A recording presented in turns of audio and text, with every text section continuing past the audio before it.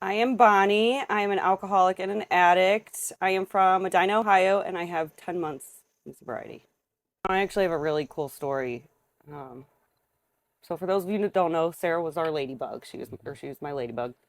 And I was in rehab, like 2 weeks into rehab, and I was ready to leave.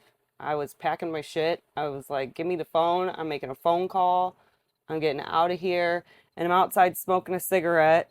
And all a few of my friends are like standing around me and I'm just sitting here crying. I'm leaving, all of this stuff. And they're all just staring at me and they're like, Bonnie, you need to turn around. And there was a whole wall of ladybugs Wow. outside. And I think the first thing out of my mouth when I heard was, I knew it. I knew it was coming. You can't be prepared for something like that. Right. But you always had it in your head.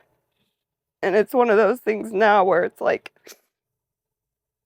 I love being sober.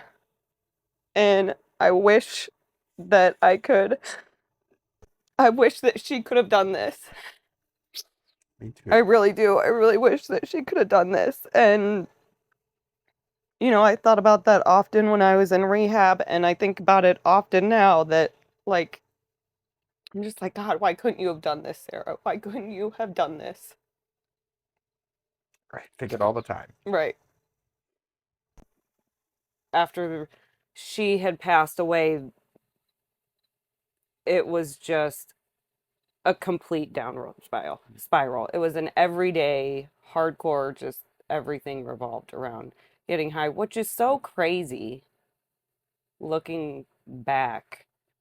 And it's like you lose someone this way, and yet you're doing the same thing, except, you're going harder and harder. And it's crazy in my mind that that's Yeah. how we, Yeah. or how I, I you know. know, Yeah. I mean, grieved, right. really. Right.